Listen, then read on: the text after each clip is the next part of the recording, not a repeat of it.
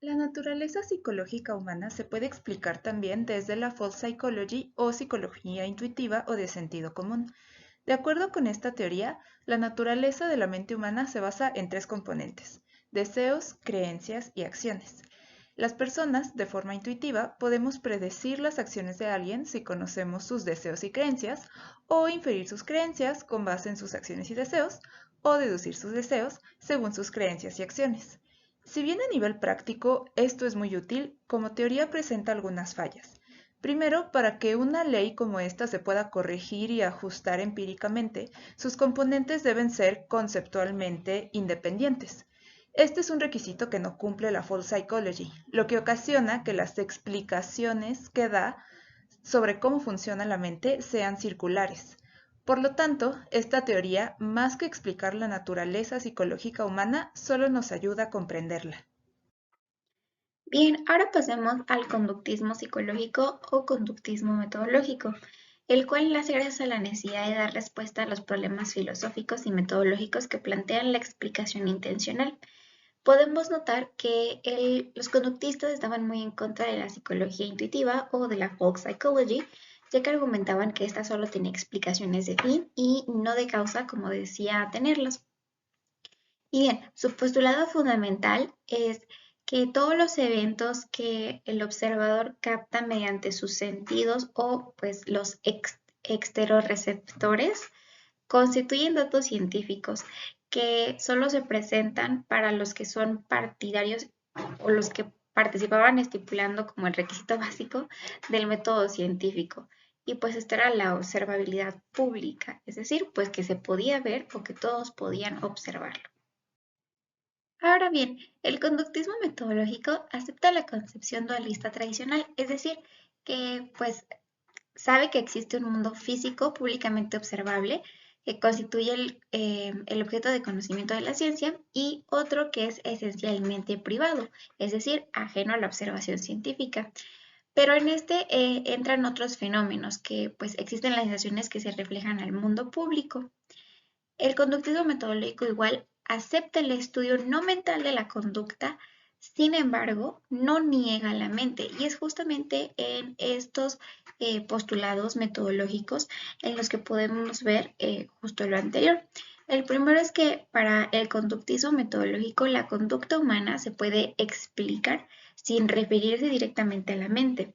La conducta humana puede explicarse refiriéndose a categorías mentales y pues también no decide estudiar la mente porque para ellos las preguntas de la mente humana son en sí mismas imposibles de responder.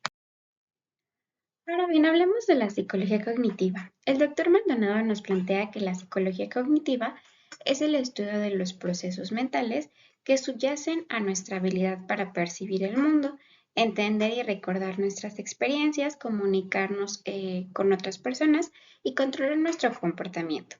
Esto incluye funciones como la percepción, la atención, la memoria, el conocimiento, el lenguaje, solución de problemas, razonamiento y toma de decisiones, así también la inteligencia, emoción y la conciencia. Bien, partiendo de una visión global del desarrollo de la psicología cognitiva, esta nos permite pues establecer tres fases. La primera es la institucionalización de la psicología cognitiva que abarca desde su iniciación hasta la década de los 80.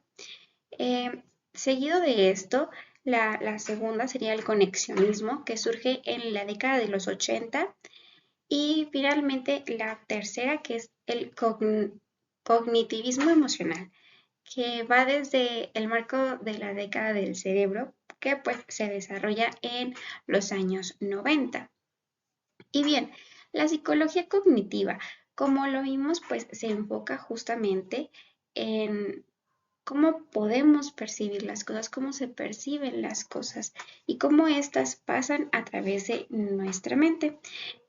Se creía en un inicio que pues nuestra mente era como una tabula rasa, es decir, que no tenía pues nada y que todo se iba formando con el paso del tiempo.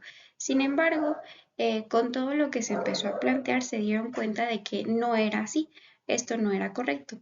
Ya había como ciertas referencias o una cierta información en el cerebro y que pues esta se iba adaptando con el paso del tiempo a nuestro entorno e iba reaccionando pues al mismo, justamente como lo mencionaba anteriormente. Por otro lado, la psicología evolucionaria critica las visiones dicotómicas según las cuales la naturaleza psicológica humana solo puede ser o un producto biológico inflexible o un producto social maleable, sin puntos intermedios. También está en desacuerdo con las teorías que se concentran únicamente en los mecanismos equipotenciales mentales de uso general, es decir, que afirman que, en ciertas circunstancias, diferentes sistemas o áreas del cerebro pueden procesar información de manera equivalente.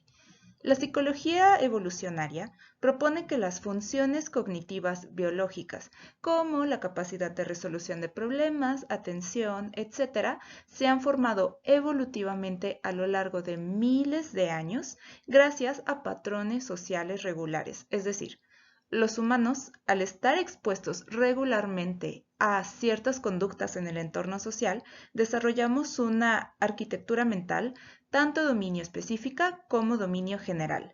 De comprobarse esto, los fenómenos sociales y culturales podrían dejar de abordarse como infinitamente variables y explicarse desde una base causal en la que convergen tanto teorías científicas como teorías sociales. Causalidad como uniformidad. Este paradigma es diferente al paradigma que ya vimos de causalidad como deductibilidad, en el sentido de que este último estudia más que nada cómo se producen los fenómenos en el universo, pero en el que nosotros vamos a ver qué es causalidad como uniformidad, lo que nos interesa más que nada es cuáles son las relaciones que se mantienen constantes en los fenómenos en el universo. David Hume se inclinaba más por este último paradigma. Me gustaría aquí comentar que realmente cuando hablamos de paradigmas no podemos como tal decir que uno es correcto y otro es incorrecto, son diferentes simplemente y cada uno de ellos tiene su utilidad. Este último paradigma de causalidad como uniformidad me parece que en los últimos años ha sido demasiado útil, al menos en áreas como por ejemplo la inteligencia artificial, en donde se han entrenado a programas en los cuales se alimentan con distinta información de manera masiva y estos programas pueden analizar estos patrones que se presentan en la información con las que se les alimentó y producir alguna versión diferente, ¿no? ¿A qué me refiero? Por ejemplo, se puede entrenar una inteligencia artificial con novelas de lo que uno quiera y estos programas pueden darle salida a, por ejemplo, que escriban una novela con algunas características que nosotros queramos, ¿no? Por poner un ejemplo.